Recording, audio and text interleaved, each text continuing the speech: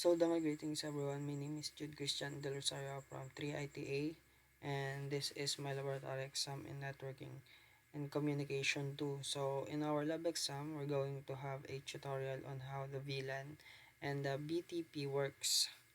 So, dito kung nakikita nyo, meron na akong nagawa na isa which is ito working na to. Nag-work na dito yung BTP and also yung the VLAN. And then, gumawa ako ditong bago. Kinonect ko lang siya pero hindi pa nag-work dito yung BTP and VLAN.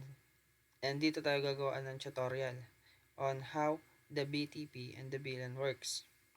So, let's proceed. So, yun, let's start na, no? First, ang gagawin natin, syempre mag-declare tayo muna ng mga pangalan ng ating mga switches. So, para gawin yun, enable, config, config terminal yan. Config, then hostname. Then, yung pangalan, switch 0. Then, switch 0. Then, Del Rosario. So, meron na tayong hostname para sa first switch natin. Then, uulitin lang natin yun sa tatlo pang natitira. So, babalikan ko kayo. Nalagyan na natin ng mga hostname lahat. Which is ito, si switch 0 Del Rosario, switch 1 Del Rosario, switch 2 Del Rosario, and switch 3 Del Rosario. So, ang susunod natin gagawin is mag-declare naman tayo ng kung sino si server and kung sino si client. So, ito yung magiging server natin. So, dito tayo mag-declare. So, ang gagawin natin first is BTP mode server. So, siya na yung server. So, papangalan natin siya na BTP domain PNC. So, from null to naging PNC. So, lalagyan natin siya ng password. BTP. So, dito na nag-work yung BTP. Dito na nag-work yung BTP procedure. So, lalagyan natin siya. So, let's proceed. Lalagyan naman natin siya ng password. Password. Which is 1, 2, 3, 4. And then, meron na siyang password. Ang gagawin naman natin ngayon is i-connect siya sa magiging client natin, which is itong tatlo. Ayan, yung tatlong yan. So, para gawin yun, ang gagawin natin is in. Then, FA0/1, which is ito yung port 1, 2, 3, FA. Then, yung switch port mode trunk para mag-connect yung server into client. So, yan. Then, exit. So, kung continue lang uli natin yun, again, babalikan ko kayo pag natapos ko. Kasi limited time lang tayo eh. So, yun, nakunik ko na yung dalawa pang natitira, which is itong switch 2 at switch 3. So, ang gagawin naman natin, convert naman natin server into version 2. So, para gawin yan, BTP version 2. So, ano siya? Then, exit. So, try natin i-show BTP status. Kung magiging version 2 na siya. So, version 2 na siya dito. Ayan. Then, next proceed sa client. So, punta naman tayo sa client. So, ang gagawin natin dito sa client is, i-register natin siya na bilang client, katulad ng server kanina. Then, ang gagawin natin is, i-register natin siya into, or i-config natin siya to client, into server. So, first is domain. Dito, ang gagawin dito is, i-register natin, i-config natin si server into client. Ay, tama. Hindi, mali. Client to server. Yan. Then, ang gawin natin dito is, BTP domain PNC, pangalan ng server. Yan. Then yung password, BTP password 1, 2, 3, 4. And then, ngayon naman natin siya declare as client. So, BTP mode client. Mali mo lang spell. BTP mode client. So, yun. Setting device 2. Okay, BTP client mode. So, client mode na si switch 2. Ay, si switch 1. So, ganun lang ulit. Ulitin lang ulit natin sa switch 2 at sa switch 3. So, ganun ulit ka. So, yun, okay na lahat na register na natin or na-config na natin as client or na-declare na natin as client yung tatlong switches, which is ito, so switch 1, switch 2, and switch 3.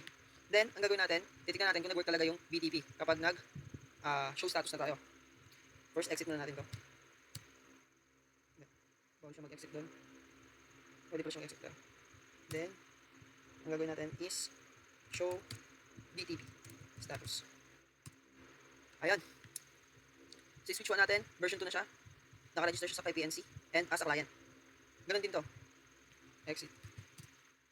Show BTP status. So, ganun din siya. Naka-version 2, client. And then, ang domain niya is PNC, which is yung server natin. Ganun din to. Exit.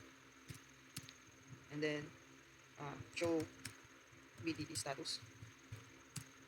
So, version 2, PNC, client. And then, let's proceed kay server. Kung server siya, kung na-register siya, or naka-config siya, or naka-declare siya as server. Enable. Then, show VTP status. Aga. So, running version niya is 2, PNC ang domain name, and server. So, that is BTP works. So, server, 1 server, and 3 client. Oh, yun. So, let's proceed sa VLAN.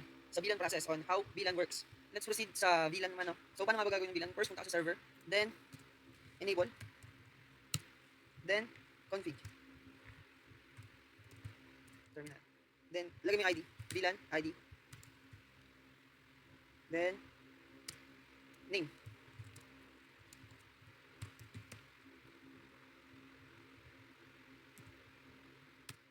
Exit. Continue lang yun. So, balikan ko ulit kayo. Lalagay ko muna yung 4 pa. Ay, yung 3 pa. So, yun. Nakapag-declare na tayo ng VLAN ID and VLAN name. So, 4 ginawa ko. Which is admission, register, accounting, tsaka lab. So, yun. Which is yung lab exam namin. Then, let's proceed dito. Which is, i-config na natin yung PC into client switch. So, para gawin siya, first, enable, config. Then, int FA, which is yung port. Lalagay yung port niya. Ang port niya, FA02. FA 0/2. Then, ang gagawin natin is switch port. Switch port mode access. Then, switch port ulit, access. Then, dito mo na i-declare yung VLAN ID. VLAN ID. VLAN ID.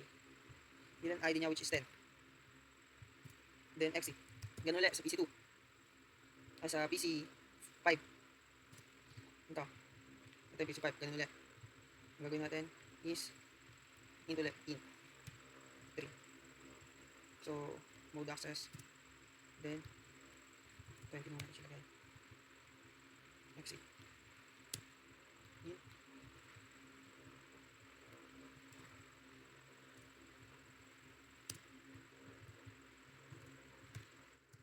Exit. Then, i-continue lang ulit natin siya sa iba pang client server. So, balikan ko ulit kayo. So, okay na, no? Nalagyan na natin ng value lahat ng PC. So, titingnan natin kung nakakonfig na siya, which is paano siya malaman. Ang gagawin mo is, punta sa server, client, then exit, then show, VLAN, brief. So, yun. Yung naka-ports na siya, yung PC1 port natin is nasa administration siya, which is ayan. And then yung PC2 natin is nasa register siya. And then, itong PC3 natin is nasa accounting siya. Ayan. Yung port natin ng FA4 for PC3 is nasa 30 accounting. ID and then name. So, ganun din yun sa iba. Pare-parehas din yan. Pare-parehas lang din yan sa iba. Natas na natin yan. So, dito tayo sa pangalawang client natin. Enable. Name. Config. Then, exit natin. Exit. Then, show VLAN PR. So, yun, di ba?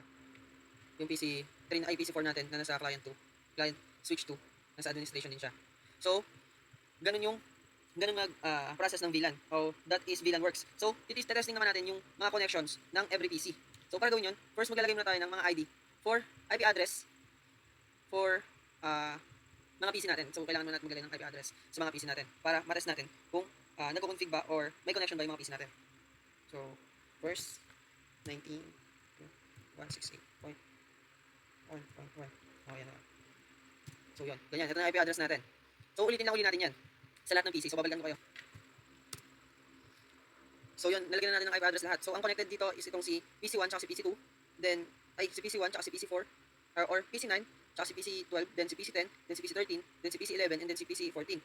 So, dito naman, isang naka-connect is si PC15 and then si PC17. So, para matest natin yung connection ng bawat PC is i-run natin siya sa